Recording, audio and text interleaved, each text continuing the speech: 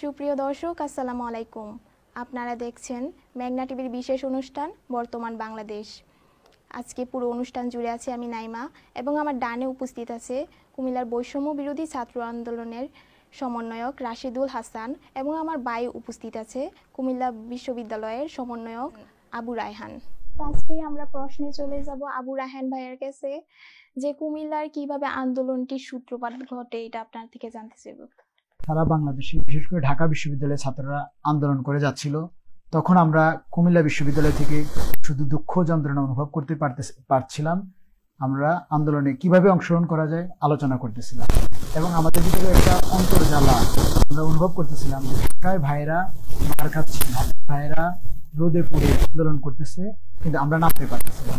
এরই ধারাবাহিকতায় আমরা 11 তারিখে আমাদের বিশ্ববিদ্যালয়ের সামনে একটা কর্মসূচির ডাক দিই, একটা বিক্ষোভ মিছিলের ডাক দিই। তো আমরা নির্দিষ্ট সময়ে আমরা বিশ্ববিদ্যালয়ের সামনে চলে গেলাম। তো বিশ্ববিদ্যালয়ের সামনে যাওয়ার পরে আমরা কারণ আমরা দেখতে পাই খুবই গুটি কয়েকজন লোক, সর্বসাকুল্যে ব্যানারটাও আমরা ধরার মতো লোক পাচ্ছিলাম না। ব্যানারটাও ধরবে, এই পাশে ধরলে ওই পাশে ছেড়ে যাচ্ছে। আবার দ্বিতীয়ত বৃষ্টি। তখন আমরা চিন্তা করলাম স্বাধীনতার আন্দোলন আসলে অল্প লোক দিয়েই শুরু হয়। তখন আমরা ওখান থেকেই এই 10 জন 12 জন আস্তে আস্তে 20 জন 25 জন আমরা একটা মিছিল দেওয়া শুরু করি। মিছিলটা নিয়ে আমাদের বিশ্ববিদ্যালয়ের বিভিন্ন হলগুলো, নজরুল হল, তারপরে আমাদের যে অন্যান্য যে হলগুলো আছে, আমরা আমাদের হলগুলোর সামনে দিয়ে মিছিলটা নিয়ে প্রদক্ষিণ করা শুরু করি। এর এক পর্যায়ে দেখি বিশ্ববিদ্যালয়ের হলের ছাত্র ভাইয়েরাও আমাদের সাথে নেমে পড়ে। তখন আমরা দেখলাম যে আমাদের সংখ্যাটা 50-60 জন হয়ে গেল। তখন আমরা চিন্তা করলাম যে না, আমাদের আন্দোলনটা শুধু ক্যাম্পাসে থাকা উচিত না, আমাদেরকে চলে যাওয়া উচিত, হলো বিশ্ব রোড চলে আসা উচিত। আমরা মিছিল নিয়ে এগিয়ে আসলাম। এক পর্যায়ে যখন আমরা আমাদের যেটা নাম এখন আমরা আন্দোলন চত্বর বলি, পূর্বে আমরা ওইটাকে বলতাম হলো আনসার ক্যাম্পের সামনে আন্দোলন চত্বর, ওখানে আমরা যখনই আসলাম পুলিশ তার সশস্ত্র বাহিনী নিয়ে আমাদেরকে বাধা দেওয়ার চেষ্টা করল। আপনারা নিশ্চয়ই জানেন ছাত্ররা দমে যাওয়ার পাত্র নয়, তারা থামলো না। তারা ওই বাধাকে তাদের নিরস্ত্র ছাত্ররা বাধাকে ডিঙিয়ে বিশ্ব যাওয়ার চেষ্টা করলো। কিন্তু তখনই পুলিশ আমাদের সাথে চড়াও হলো এবং তারা টিয়ারশেল দিয়ে ঝাঁপিয়ে পড়লো আমাদের উপরে। আমাদের এক ভাইয়ের মুখে টিয়ারশেল লাগে, সে রক্তাক্ত হয়ে যায়। আমাদের এই আন্দোলনের বৈষম্য বিরোধী ছাত্র আন্দোলনের প্রথম আঘাতপ্রাপ্ত সারা বাংলাদেশে এমরান হোসেন, তাকে বেধড়কর পিটিয়ে তাকে 3-4 জন পুলিশ একটা ছাত্রের উপরে ঝাঁপিয়ে পড়ে। ওই সময় আমাদের সহকারী প্রক্টর অনিক দত্ত, উনি ওইটা ভিডিও নিচ্ছিল। এই ঘটনা যখন সারা বাংলাদেশে ছড়িয়ে পড়লো আগুনের ফুলকির মতো, ঢাকা থেকেও স্লোগান দিচ্ছিল কুমিল্লায় হামলা কেন, প্রশাসন। আমাদের যে সকল হলের ভাইয়েরা বসেছিল মনে করতেছিল অল্প কয়েকজন ভাই এই কোটার আন্দোলনকে সফল করতে পারবে, তারাও আমাদের সাথে নেমে পড়লো। আমরা বিশ্ব রোড চলে গেলাম। বিশ্ব রোড আমরা অবস্থান করলাম। এই প্রথম কুমিল্লা বাহারের গুন্ডার বাহিনীর চোখ রাঙানিকে আমরা পরোয়া না করে আমরা বিশ্ব রোডকে থামিয়ে দিলাম। সারা বাংলাদেশ বুঝে গেল যে বাংলাদেশের মুক্তির আন্দোলনে কুমিল্লা বিশ্ববিদ্যালয়ে ঘরে বসে থাকতে পারে না। তখন এক পর্যায়ে আমাদের সঙ্গে কুমিল্লা জেলা প্রশাসক আসলো, কুমিল্লা পুলিশ সুপার আসলো, এসে আমাদের দাবি আমরা কি চাই এটা জানতে চাইলো। তো তখন আমরা কি করলাম, আমাদের 4টা দফা আমরা ওখান থেকে রেডি করলাম। 4টা দফা রেডি করে আমরা ওখান থেকে ওনারা যখন আশ্বাস দিল আমাদেরকে আমরা কি চাই ওটা ওনারা পূরণ করবে, তখন আমরা কোটা আন্দোলনের যে আমাদের 4টা দফা ছিল সারা বাংলাদেশে, এই 4টা দফা আমরা ডিসি মহোদয়ের কার্যালয়ে ওইটা জমা দেওয়ার জন্য বিকেলে যাই এবং ছাত্রদের অবস্থান ওখান থেকে আমরা প্রত্যাহার করি। ওই দিন আমরা প্রত্যাশা করেছিলাম যে আমরা সফল, আশা করি প্রশাসন আমাদের দাবি দেওয়া মেনে নেবে। তারই ধারাবাহিকতায় যখন আমরা এটা চিন্তা করলাম, আমরা 15 তারিখ আমরা সফট প্রোগ্রাম দেখলাম। আমরা চিন্তা করলাম যে না, গভর্নমেন্ট আসলে আমাদের দাবিগুলো মেনে নেবে। 15 তারিখ আমরা ক্যাম্পাসে আমাদের কর্মসূচি দিলাম, কিন্তু দেখলাম যে না, সরকার জনগণের আকাঙ্ক্ষাকে কোনোভাবে পাত্তা দিচ্ছে না, কোনোভাবে পরোয়া করতেছে না। 16 তারিখ আমরা আবার বিশ্ব রোড অবরোধ কর্মসূচি দিলাম। অবরোধ কর্মসূচি আমরা সফলভাবে পালন করলাম, কিন্তু ওখানেও পুলিশ তখন ছাত্রলীগ বিভিন্নভাবে আমাদেরকে হামলা করার চেষ্টা করছে। কিন্তু আচ্ছা ভাইয়া, আমি একটু রাশিদুল হাসান ভাইয়ের কাছে জানতে চাইবো যে 26 তারিখ যখন ক্যাম্পাস বন্ধ হয়ে যায় তখন আপনারা কিভাবে আন্দোলনটিকে আবার এগিয়ে নিয়ে গেলেন সামনের দিকে? ধন্যবাদ আপুকে। আসলে 26 তারিখ যাওয়ার আগ পূর্বে পর্যন্ত আমি একটু 16 এবং 18 তারিখে দুটা ঘটনা বলতে চাই। 16 তারিখ যখন হচ্ছে আমাদের পুলিশ প্রশাসন হচ্ছে গিয়ে বাধা দেওয়ার পরেও আমরা 16 তারিখ যখন আন্দোলন সফলতার সাথেই আমরা শেষ করি। 17 তারিখ আমরা যখন হচ্ছে গিয়ে দেখতে পাই যে পুলিশ লীগ, সন্ত্রাসী লীগ, ছাত্রলীগ, যুবলীগ একত্রে সশস্ত্র হামলা আমাদেরকে করে। আমাদের হচ্ছে আবু সাইদ ভাই শহীদ হন, সেই সাথে হচ্ছে আমরা চিটাগাঙ্গে 2জন ভাইকে শহীদ হতে দেখেছি। টোটাল হচ্ছে আমরা 7জন ভাইকে আমরা শহীদ হতে দেখি। পরবর্তীতে 18 তারিখ আমরা হচ্ছে গিয়ে কোটবাড়ি বিশ্ব রোডে আমাদের যত ধরনের লোকবল দরকার, যত ধরনের আমাদের হচ্ছে মানুষ প্রয়োজন ছিল, সবাইকে আমরা এনশিওর করে যে আমরা 18 তারিখ কোটবাড়ি বিশ্ব রোড আমাদের দাবি মেনে নেওয়া পর্যন্ত অবস্থান করব। তো আমরা হচ্ছে কি আপনার 12টায় প্রোগ্রাম দেই। আমাদের 12টা থেকে 1টা পর্যন্ত আমরা কোটবাড়ি বিশ্ব রোড আসি। আসার পরপরই আমরা এখানে এক মুহূর্ত দাঁড়াতে পারিনি। আমাদেরকে হচ্ছে সাথে সাথে পুলিশ আমাদেরকে হামলা করে। পুলিশ হামলার এই হামলা হচ্ছে আমাদেরকে 5:30 পর্যন্ত চালিয়ে যেতে হয়। আমরা 5:30 পর্যন্ত প্রতিরোধ গঠন করি। এক পর্যায়ে পুলিশ বাধ্য হয়ে, আমি বলতে বাধ্য হচ্ছি যে পুলিশ ছাত্রদের কাছে বাধ্য হয়ে তারা হচ্ছে তাদের প্রতিরোধ হচ্ছে গিয়ে মেনে নেয়, আমাদের কাছে হচ্ছে হার মানার পরে হচ্ছে আমরা 6টায় আন্দোলন থেকে ফিরে আসি এবং এসে বাসায় ফ্রেশ হওয়ার পরে দেখে যে 8টা থেকে পুরো বাংলাদেশ ব্ল্যাকআউট, অর্থাৎ কোথাও হচ্ছে কোনো ইন্টারনেট কানেকশন নেই। অর্থাৎ এই যে 18 তারিখ আমাদের 4.5 ঘন্টা 5 ঘন্টা পুলিশ আমাদেরকে অবরোধ করে রাখে, আমাদের উপর সশস্ত্র হামলা করে। এই ঘটনায় আমাদের কতজন ভাই আহত হয়, কতজন ভাই নিহত হয়, সেই যে তথ্য আমরা কালেক্ট করব এবং সবাইকে জানাবো, সেই সুযোগটা আমরা পাই নাই। সো এই 18 তারিখ থেকে 26 তারিখ পর্যন্ত পুরো বাংলাদেশ হচ্ছে গিয়ে আপনার ব্ল্যাকআউটের মধ্যে থাকে। সো এই টাইমটার মধ্যে আমরা দেখতে পাই যে 26 তারিখ আমাদের হচ্ছে গিয়ে ঘোষণা আসে যে প্রত্যেকটা ক্যাম্পাসকে বন্ধ করে দেওয়া হবে। তো ক্যাম্পাস বন্ধ হয়ে যাওয়ার পরে আমাদের এখানে হচ্ছে শিক্ষার্থীরা কমে যায় সকল জায়গায়। তারপর আমাদের ক্যাম্পাসে স্টুডেন্টরা ছিল, কিন্তু তাদেরকে এক প্রকার বাধ্য করা হয়, যারা হচ্ছে ওদিন ক্যামেরার সামনে ছিল অথবা হচ্ছে গিয়ে বিভিন্ন সিসিটিভি ফুটেজ ওরা দেখার পরে তাদেরকে আবার হুমকি দেওয়া শুরু করে যে তোমরা ক্যাম্পাস বন্ধ হয়ে গিয়েছে, তোমরা এখনো কেন ক্যাম্পাসে আছো, তোমাদেরকে আমরা পুলিশ দিয়ে ধরিয়ে নিয়ে যাবো, তোমাদের উপর আমরা অমানবিক টর্চার করব। তো সেই থেকে হচ্ছে আমাদের কিছু ভাই ক্যাম্পাস ছেড়ে চলে যায়। তো পরবর্তীতে আমরা দেখতে পাই যে আমাদের কুমিল্লা বিশ্ববিদ্যালয় ক্যাম্পাস মোটামুটি ছাত্র শূন্য হয়ে পড়ে। আমরা 50-60 জন ভাইয়েরা আমাদের ক্যাম্পাসে ছিলেন, মেসে ছিলেন এবং তারা তাদের জীবনের ভয়, জীবনের ঝুঁকি নিয়ে ওরা ক্যাম্পাসে ছিলেন, বিভিন্ন মেসে ছিলেন। আমরা যথেষ্ট সহযোগিতা করার চেষ্টা করেছি, কিন্তু আপনারা জানেন যে আন্দোলন তখন কোন মুহূর্তে ছিল।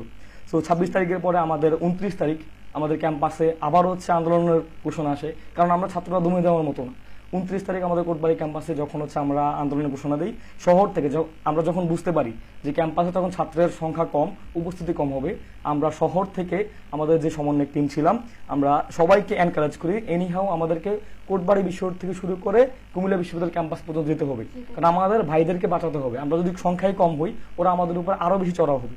কিন্তু আমরা 9 দফা থেকে 1 দফায় যে আন্দোলনটা নিয়ে আসলেন, এটা কিভাবে করলেন? জি, আমরা হচ্ছে কি আপনার এই যে 29 তারিখেই আমরা কোটবাড়ি বিশ্ববিদ্যালয় থেকে পলিটেকনিক হয়ে ক্যাম্পাস পর্যন্ত যেতে পারিনি, আমাদের উপরে আবারও সশস্ত্র হামলা হয়। সেদিন হচ্ছে আমাদেরকে যুবলীগ এবং হচ্ছে আপনার ছাত্রলীগ আমাদের কাছে সশস্ত্র হামলা করে, আমাদের অনেক ভাই আহত হয়, অনেক ভাইকে অমানবিকভাবে হচ্ছে গিয়ে টর্চার করা হয়। তো সেই থেকে আমাদের 29 তারিখের পরবর্তীতে আমরা যখন হচ্ছে বাসায় আসি, আমাদের কেন্দ্র থেকে প্রোগ্রাম আসে, আছে আপনার কেন্দ্র থেকে না, সরকার যে শোক দিবস পালন করার একটা যোগ, যেটা আমরা রাষ্ট্রীয় যোগ বলি, ঘোষণা দিই। সো আমরা হচ্ছে প্রতিহত করার জন্য হচ্ছে আমরা সরকারের কালো দাগের পরিবর্তে, কালোর শোকের পরিবর্তে আমরা প্রতিবাদী লাল ধারণ করি। 30 তারিখ আমরা প্রতিবাদী লাল ধারণ করি। 31 তারিখ গণসচেতনতামূলক প্রোগ্রাম করি, কারণ আমরা জানি যে আমাদের এই আন্দোলন এখন গণমানুষের আন্দোলন। তো গণমানুষের আন্দোলনকে গণমানুষকে আমাদের এখানে আনতেই হবে। আমরা তাদেরকে হচ্ছে গিয়ে বিভিন্ন জায়গায় গিয়ে এই যে গণসচেতনতা বৃদ্ধি করার চেষ্টা করি। 1 তারিখ হচ্ছে আমাদের যে ভাইয়েরা শহীদ হয়, অত্যাচারের শিকার হয়, তাদের জন্য আমরা রিমেম্বার আওয়ার হিরোজ এই কর্মসূচি আমরা পালন করি। 2 তারিখে আমাদের হচ্ছে আবার আমরা সিদ্ধান্ত নিই এভাবে হবে না, আমাদের আন্দোলনকে হচ্ছে গিয়ে আবার রাস্তার আন্দোলন, রাস্তা থেকে সমাধান করতে হবে। সেই থেকে আমরা 3 তারিখে কুমিল্লা জিলা স্কুলে একটা প্রোগ্রাম দিই এবং হচ্ছে পুবালি চত্বরে আরেকটা প্রোগ্রাম দিই। একটা প্রোগ্রাম ছিল 10টায়, আরেকটা ছিল 11টায়। সো জিলা স্কুলের প্রোগ্রামটা যখন আমরা এক পর্যায়ে আমরা যখন শুনতে পাই আমাদের ভাইয়ারা পুলিশ লাইনে মার খাচ্ছে, আমরা ডিসি মহোদয়ের সাথে কথা বলি, ইউনোর সাথে কথা বলে আমরা আমাদের মিছিলটাকে জিলা স্কুল হয়ে পুলিশ লাইনের দিকে নিয়ে যাই। সো আমরা যখন একটা পর্যায়ে পুলিশ লাইন থেকে বেরোয় যাব, আমাদের শেষ দিকে আমাদের উপরে ইতিহাসের সর্বোচ্চ সর্বোচ্চ অমানবিক অত্যাচার যেটাকে বলা হয় কুমিল্লার ইতিহাসে 26 বছর, আমার 26 বছর বয়সে আমি কুমিল্লাতে, কুমিল্লা শহরে এমন ভাবে প্রতিহিংসার রাজনীতি, এমন অত্যাচারের রাজনীতি, এমন অত্যাচার আমরা কখনোই দেখি নাই। 4 তারিখ আমাদের উপরে অমানবিক আচরণ করা হয়, যে এই পুলিশ লাইনের যখন হচ্ছে সব এই পুলিশ লাইন ঘটনাটা যখন পুরো বাংলাদেশের মানুষ যখন দেখে, যখন পুলিশ লাইনের ঘটনাটি পুরো বাংলাদেশের মানুষের চোখে পড়ে যায়, সরকার তখন আমাদেরকে বলে যে সরকারের সাথে বসতে। ঢাকায় বলতেছে সরকার গণভবন খোলা, আপনারা হচ্ছে আমাদের সাথে বসুন, আর কুমিল্লাতে ওরা হচ্ছে আমাদের ছাত্রদেরকে মারছে। সো ওইখান থেকেই আমাদের শহীদ মিনার থেকে ঘোষণা আসে, এখন আমাদের দাবি আর 9টা না, দাবি হচ্ছে একটা। তো 3 তারিখ যখন আমাদেরকে জানানো হয় আমাদের আর 9 দফা নেই, 1 দফা দাবি। তো এই 1 দফা দাবির সাথেই সমন্বয় করে আমরা 4 তারিখ কোটবাড়ি বিশ্ব রোড আবার আমরা হচ্ছে কি আমাদের কর্মসূচি দেখি। তো কোটবাড়ি বিশ্ব রোড আবারও আমাদের কর্মসূচি থাকে, সেখানেও আমরা 5 ঘন্টার উপরে প্রতিরোধ গঠন করি। আমাদের কোটবাড়ি বিশ্ব রোড একটা মিছিল হয়, সাথে সাথে আলেখাচ্ছর বিশ্ব রোড ক্যান্টনমেন্ট থেকে আরেকটা মিছিল আসে। ওই দিন হচ্ছে আমাদের সর্বোচ্চ উপস্থিতি ছিল, আমরা প্রায় রাস্তায় 3,500 থেকে 4,000 ছাত্র জনতা ছিলাম। সেখান থেকেই 5 তারিখ হচ্ছে আমরা যখন একটা পর্যায়ে চলে আসে যে না, আমাদের আন্দোলনের সফলতার দিকে আমরা যাচ্ছি, সরকার পতনের যে ডাক, সে ডাক চলে আসছে, লং মার্চের যে ডাক, তখন হচ্ছে আমরা সরকার পতনের জন্য হচ্ছে প্রস্তুত হই। জি, তখন আপনাদের 1 দফা দাবিটা ছিল। জি। আচ্ছা ভাইয়াকে একটু কোশ্চেন করব যে 71 সালে তো আন্দোলনের মধ্যে যে বিরোধী একটা গোষ্ঠী ছিল, আপনারা যখন আন্দোলন করছিলেন তখন কি আপনাদের এরকম একটা গোষ্ঠী ছিল নাকি? জি, ধন্যবাদ আপুকে, একটা গুরুত্বপূর্ণ কোশ্চেন করছেন। 71-এর স্বাধীনতা সংগ্রামে একটা গোষ্ঠী ছিল যারা স্বাধীনতা সংগ্রামে বিরোধিতা করতেছিল, কিন্তু এই 24-এর আন্দোলনে, 24-এর স্বৈরাচার বিরোধী আন্দোলনে একটা গোষ্ঠী ছিল যারা বলতেছিল আগেরটার সাথে ছিলাম, এখন যেটা হচ্ছে সেটার সাথে নাই। কোটার আন্দোলনে আপনার সাথে ছিলাম, এখন যেটা হচ্ছে সেটার সাথে নাই। এই গোষ্ঠীটা এখনো তৎপর ছিল। একটা গোষ্ঠী ছিল, দেখেন আমরা যারা জানবাজি রেখে ময়দানে রাজপথে সংগ্রাম করতেছিলাম, আরেকটা গোষ্ঠী ছিল প্রশাসনের সাথে লিয়াজু মেনটেনে ব্যস্ত, আমার অবস্থান কোথায় এটা জানাতে ব্যস্ত। আমরা যখন রাজপথে কর্মসূচি দিব তা কনভিন্স করার জন্য ব্যস্ত, আমাদেরকে কনভিন্স করার জন্য ব্যস্ত যে আপনারা কোটবাড়ি বিশ্ব রোড আন্দোলন কর্মসূচি দিবেন না, আপনারা শহরে কর্মসূচি দেন। আপনারা জানেন আমরা ক্যাম্পাসে কর্মসূচি দিই 29 তারিখ, যখন আমাদেরকে প্রশাসন থেকে বলা হচ্ছে আপনারা কোথায় কর্মসূচি দিবেন না, আপনারা বিশ্ব রোড কর্মসূচি দিবেন না, আমাদের বিভিন্ন সমন্বয়কদের কনভিন্স করে আমাদেরকে বাধ্য করলো ক্যাম্পাসে কর্মসূচি দিতে। 29 তারিখ আমরা ক্যাম্পাসে কর্মসূচি দিলাম, আমাদেরকে প্রশাসন বললো আপনাদেরকে কেউ আক্রমণ করবে না, ওকে আমরা ক্যাম্পাসে কর্মসূচি চালাবো। কিন্তু যখনই আমরা মিছিলটা শুরু করলাম, ছাত্রলীগের সন্ত্রাসীরা সশস্ত্রভাবে আমাদের উপরে ঝাঁপিয়ে পড়ে, আমার উপরে 12 রাউন্ড গুলি করে, আমার সামনে 2 জন ভাই গুলিবিদ্ধ অবস্থায় হাসপাতালে ভর্তি করা লাগে। এরপরে আমরা বুঝে গেছি যে প্রশাসন আমাদের সাথে প্রতারণা করতেছে। আমরা যখন আবার সিদ্ধান্ত নিলাম আবার বিশ্ব রোড কর্মসূচি দিব, এরপরে কি করলো ওই গোষ্ঠী কিন্তু থেমে নাই। দেখেন আমরা হল থেকে বেরিয়ে গেছি, হল থেকে বের করার জন্য যত মেকানিজম করা যায় তারা আমাদের কোটার আন্দোলনে আছে, কিন্তু আমাদের 1 দফা আন্দোলনে তারা নাই। তারা কি করলো, আমাদের ভিতরে আমাদের লোক কি করলো, আমাদেরকে ভয় ভীতি দেখিয়ে আমাদের ছাত্রদেরকে বাধ্য করলো হল থেকে বের হয়ে যাওয়ার জন্য। আমাদের ছাত্রদের ভিতরে এরকম গোষ্ঠী ছিল, এবং বাইরে তো অবশ্যই প্রশাসন এটা কাজটা করেছে, তাহলে তারা কি স্বাধীনতা বিরোধী শক্তি না? এরপরে তারা কি করলো দেখেন, এতটুকু করে তারা কিন্তু থেমে যায়নি। তারা মনে করেন যে 4 তারিখ আমরা বিশ্ব রোড প্রোগ্রাম দিচ্ছি, বিশ্ব রোড প্রোগ্রাম করতেছি, আমাদেরকে কি আমাদের আন্দোলনকারী, কিন্তু আমরা কি পাচ্ছি না, আমাদের যেহেতু ঢাকায় আমাদেরকে 1 দফা ঘোষণা দিচ্ছে, আমরা কুমিল্লা 1 দফা ঘোষণা দিতে হবে। আমরা মনে করেন আমরা যখন আঘাতপ্রাপ্ত হয়েছি ফোন দিচ্ছি, ফোনে পাচ্ছেন, সে কিন্তু আমাদের আন্দোলনের লোক, আমাদেরকে বলতেছে আপনাদের আন্দোলনের সাথে আমরা আছি, আবার প্রশাসনকে বলতেছে আমরা 1 দফার লোক, আমরা কি করব, আমরা ওনাদের সাথে না, আপনারা ওনাদেরকে থামান। তো আমরা আবার সর্বশেষ বিজয়ের পরে যেটা হলো, বিজয়ের পরে আমরা যেদিন বিজয় মিছিল নিয়ে যাচ্ছিলাম, তখন আমরা কিছু বিজিবির গাড়ি যাচ্ছিল, তখন একটা লোক একটা ছেলে সে দৌড়ে আসছে বিজিবির গাড়িটা ভাঙার জন্য, তখন ওকে আমি থামাইলাম, আমি তাকে বললাম তোমাকে আমি চিনি। সে হলো একটা প্রতিরোধ কমিটি করছিল, আওয়ামী লীগ সরকার ঘোষণা দিছিল, সে প্রতিরোধ কমিটির একটা লোক, আমাদের লোকজনকে হুমকি দামকি দিচ্ছে। দেখেন সে দৌড়ে আগে বিজিবির গাড়িটা ভাঙতেছে। এই সারা বাংলাদেশে এখন দেখবেন যে বিভিন্ন অস্থিরতা, বিভিন্ন ধরনের গ্যাঞ্জাম সৃষ্টি করতেছে, আগুন দিচ্ছে, মানুষ লুটপাট করতেছে। এই স্বাধীনতা বিরোধী গোষ্ঠী এখনো তৎপর আমাদের স্বাধীনতার যে অর্জনটাকে প্রশ্নবিদ্ধ করার জন্য। তারা এখনো বিভিন্ন জায়গায় লুটপাট করতেছে, হিন্দুদের মন্দিরে যে আক্রমণ করতেছে, বিভিন্ন পুকুর থেকে কি করে নিচ্ছে, মাছ তুলে খেয়ে ফেলতেছে। বিভিন্ন আগে আওয়ামী লীগের গুন্ডারা যে ভবন দখল করে রাখছে, এখন আরেকটা গুন্ডা বাহিনী তৈরি হয়ে গেছে, ওটা দখল করতেছে। এরা হলো স্বাধীনতা বিরোধী গোষ্ঠী। আমরা সকল জনগণকে আমরা সজাগ দৃষ্টি রাখতে বলতে চাই, আহ্বান করতেছি, যাতে এই 71 সালের স্বাধীনতা থেকে মানুষ প্রশ্নবিদ্ধ করছে। 24-এ স্বৈরাচার বিরোধী আন্দোলন, 24-এ স্বাধীনতা আন্দোলনকে যেন কেউ প্রশ্নবিদ্ধ না করতে না পারে আমাদের ভিতরে থেকে, এটা আমাদের সবাইকে সজাগ দৃষ্টি রাখতে হবে। জি আচ্ছা আচ্ছা, আমরা জানি যে স্বাধীনতার পর বর্তমানে অন্তর্বর্তীকালীন সরকার গঠিত হয়েছে। তারপরে আপনারা যেভাবে দেশের শৃঙ্খলা বজায় রাখার জন্য যেভাবে ট্রাফিক পুলিশ রাস্তাঘাটে যেভাবে কাজ করতেছেন, তারপরে বাজারে মনিটরের কাজ করতেছেন, তো এগুলা কি এখনো চলবে? আজকে তো অন্তর্বর্তীকালীন সরকার গঠিত হয়েছে। ধন্যবাদ আপু, খুবই গুরুত্বপূর্ণ প্রশ্ন করেছেন আপনি আমাকে। আমরা হচ্ছে গিয়ে 5 তারিখ আমাদের যখন বিজয় হয়, আমরা 6 তারিখেই 5 তারিখ আমরা দেখতে পাই সন্ধ্যার পর থেকে ভাঙচুর, লুটপাট, চাঁদাবাজি, ব্যক্তিগত আক্রোশ থেকে অনেক ধরনের প্রতিহিংসামূলক কার্যক্রম আমরা দেখতে পাই। এবং এগুলা কে করতেছে, কারা করতেছে, আপনারা সবাই অবগত আছেন। যে এই গোষ্ঠীটা হচ্ছে স্বাধীনতা বিরোধী গোষ্ঠী, রায়হান ভাই একটু অবগত করেছেন আমাদেরকে। সো এই যে 5 তারিখ সন্ধ্যার পর থেকে সারা রাত্র যে ঘটনা, আমরা আসলে 5 তারিখ বিজয় পাওয়ার পর আমরা ঘুমাতে পারিনি।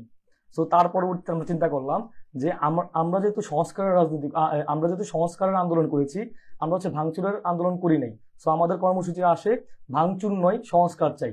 সো ভাঙচুর নয় সংস্কার চাই, ওই জায়গা থেকেই 6 তারিখ আমরা কুমিল্লাতে যেই ভাঙচুরগুলো হয়, যে রাষ্ট্রীয় সম্পদগুলো নষ্ট হয়, সেইগুলোকে হচ্ছে মেরামত করার জন্য, পরিষ্কার পরিচ্ছন্ন করার জন্য ক্লিন সিটি নামে একটা প্রোগ্রাম দিই বিকাল 3টায়। আমাদের মূলত আনন্দ মিছিল করার কথা ছিল, কিন্তু আমাদের আনন্দ তখন আর আনন্দ থাকে না যখন দেখি পুরো বাংলাদেশে ভাঙচুর চলতেছে, পুরো বাংলাদেশে যে অরাজকতা চলতেছে, সন্ত্রাসী কর্মকাণ্ড চলতেছে। আমরা আমাদের বিজয় মিছিলকে বাদ দিয়ে আমরা ক্লিন সিটিতে আমরা প্রায় কুমিল্লার 500 থেকে 700 ছাত্রকে আমরা যুক্ত করি, এবং কুমিল্লার যে রাষ্ট্রীয় সম্পদগুলো আছে সেগুলোকে আমরা যথাযথভাবে হচ্ছে গিয়ে পরিষ্কার করে পরিচ্ছন্নতা করে জনগণের ব্যবহারযোগ্য করে তুলি। তার পরবর্তী 6 তারিখ, এই যে 7 তারিখ আমাদের প্রোগ্রাম আসে, 7 তারিখে হচ্ছে আমরা এমন ভাবে আমরা দেখতে পেলাম যে প্রশাসনের কোনো লোক, পুলিশ আমাদের হচ্ছে ট্রাফিকে সাহায্য করছে না, আমাদের প্রশাসনের লোক হচ্ছে মাঠে নেই। সো আমরা দেখলাম যে ছাত্ররা যদি স্বৈরাচারকে নামাতে পারে, স্বৈরাচারের পতন ঘটাতে পারে, ছাত্র হচ্ছে প্রশাসনিক কাজগুলো ইনশাল্লাহ দেখতে পারবে। তার পরবর্তীতে আমরা এই যে ছাত্রদেরকে নিয়ে 7 তারিখ থেকে আজকে 9 তারিখ পর্যন্ত আমরা হচ্ছে ট্রাফিক মনিটরিং, বাজার মনিটরিং, এবং হচ্ছে গিয়ে যে ফুটপাত দখল, তারপর হচ্ছে আপনার মেডিকেলে হচ্ছে আপনার অরাজকতা বা দালালদের যে বিষয়টা, চাঁদাবাজি, হুমকি ধামকি, এবং ইভেন এখন এমনও হচ্ছে যে আমরা দেখতে পাচ্ছি যে মানুষ সেনাবাহিনীকে ফোন না দিয়ে আমাদেরকে ফোন দিচ্ছে। আমাদের সাথে মানুষের এমন সম্পর্ক এখন তৈরি হচ্ছে যে ওনারা আমাদের থেকে যে হেল্পটা পাচ্ছে, আমাদেরকে তারা বিশ্বাস করতেছে, তারা ভাবতেছে যে আমরা খুব দ্রুত সময়ের মধ্যে তাদের উপকার করতে পারবো। কারণ আচ্ছা, আমি একটু রায়হান ভাইয়াকে প্রশ্ন করব যে এই যে দেশে ট্রাফিক পুলিশের কাজকর্ম করছে ছাত্র সমাজ যেভাবে, তো এখানে কি কোনো ক্ষতির সম্মুখীন হচ্ছে ছাত্ররা? দেখুন, ছাত্ররা যেহেতু এই দেশের যে উপকারটা, যে প্রয়োজনটা ছিল, যা কোনো রাজনৈতিক দল পারেনি, সেই কাজটা ছাত্ররা করেছে। এটা আমরা আপনাদেরকে আশ্বস্ত করে বলতে চাই, আগামী দিনে শুধু ট্রাফিক পুলিশ না, দেশের যে কোনো সংকট মোকাবেলায়, দেশের স্বাধীনতা সার্বভৌমত্ব রক্ষায় এই ছাত্ররা সবার আগে ভূমিকা রাখবে। ইভেন আপনাদেরকে আমরা এতটুকু নিশ্চিত করতে চাই, আবার যদি কোনো অপশক্তি এই দেশকে স্বাধীনতাকে ভক্ষণ করতে চায়, গিলে খেতে চায়, একটা দল 16 বছর আমাদেরকে চুষে চুষে জোকের মতো খেয়েছে। আবার যদি কেউ চিন্তা করে 16 বছর আমরা খেতে পারিনি, আমাদের অনেক ক্ষুধা, আমরা খাবো, আগে ওরা টেন্ডারবাজি করেছে, এখন আমরা করব, এটা কিন্তু ছাত্র সমাজ, যেহেতু শেখ হাসিনা স্বৈরাচারকে ছাত্র সমাজ রুখে দিতে পেরেছে, আগামী দিনের যে কোনো ধরনের অন্যায়, কোনো অফিসে ঘুষ নিচ্ছে, যদি পুলিশ যথাযথ ব্যবস্থা না নিতে পারে, ছাত্ররা সবার আগে ব্যবস্থা নেবে। কোথাও অন্যায় হচ্ছে, কোথাও চাঁদাবাজি হচ্ছে, প্রশাসন ছাত্ররা, দেখুন এই দেশের মালিক হলো ছাত্ররা। এই দেশকে স্বাধীন করেছে ছাত্ররা। এই দেশের প্রথম শ্রেণীর নাগরিক এখন কোনো বিসিএস ক্যাডার নয়, কোনো আর্মি কর্মকর্তা নয়, কোনো ডাক্তার, কোনো ইঞ্জিনিয়ার নয়। এই দেশের প্রথম শ্রেণীর নাগরিক ছাত্ররা। ছাত্ররা দেশের উপকারের জন্য এই কাজগুলো করবে। ছাত্রদের প্রধান কাজ কি? পড়াশোনা করা। পড়াশোনা করে কি করবে? দেশ সেবা করবে। ছাত্ররা এখন দেশ সেবাই করতেছে। আমার বিশ্বাস, সাধারণ জনগণ যদি ছাত্রদের উপর আস্থা রাখে, ইনশাল্লাহ আগামী দিনের বাংলাদেশ কখনো পথ হারাবে না। এই আমরা যে বিজয় অর্জন করছি, ছাত্র সমাজ এই বিজয়কে আর হারাতে দিবে না। বাংলাদেশের সাধারণ জনতাকে ছাত্র সমাজের পাশে থাকার জন্য আহ্বান করছি। ধন্যবাদ মেঘনা টিভিকে এত সুন্দর একটা আয়োজনে আমাদেরকে কথা বলার সুযোগ করে দেওয়ার জন্য। ধন্যবাদ। ইনকিলাব জিন্দাবাদ। দর্শক, আমরা অনুষ্ঠানের শেষ পর্যায়ে রাশিদুল হাসান ভাইয়াকে অনুরোধ করব দর্শকদের উদ্দেশ্যে কিছু বলার জন্য। ভাইয়া। ধন্যবাদ আপু, ধন্যবাদ মেঘনা টিভিকে আমাকে এই সুন্দর প্রোগ্রামে দাওয়াত করার জন্য। আসলে আমরা যে গত 4 দিন ধরে কর্মসূচি চালাচ্ছি কুমিল্লা শহরে, আপনারা দেখতে পাচ্ছেন সাধারণ মানুষ আমাদেরকে কিভাবে সাহায্য করছেন। প্রত্যেকটা সেক্টরেই সাধারণ মানুষের উপস্থিতি, আমাদের ছাত্রদের উপস্থিতি দেখার মতো। তো সেই জন্য আমি কুমিল্লাবাসীকে ধন্যবাদ জানাচ্ছি, আমাদের ছাত্র জনতাকে আমি ধন্যবাদ জানাচ্ছি। তারা না থাকলে আসলে আমরা এখানে কিছুই না। তো আমি কি আবারও বলতে চাচ্ছি, আমরা যে বারবার বলি আমরা মিল্লা জিল্লা কুমিল্লা, আমরা প্রমাণ করে দিয়েছি আমরা মিল্লা জিল্লা কুমিল্লা। ধন্যবাদ মেঘনা টিভিকে, ধন্যবাদ আপু। অসংখ্য ধন্যবাদ আপনাদের এই মূল্যবান সময় আমাদেরকে দেওয়ার জন্য। দর্শক, আপনাদের অসংখ্য ধন্যবাদ শুরু থেকে শেষ পর্যন্ত আমাদের এই অনুষ্ঠানটির সাথে থাকার জন্য। সে পর্যন্ত ভালো থাকুন, সুস্থ থাকুন। আল্লাহ হাফেজ।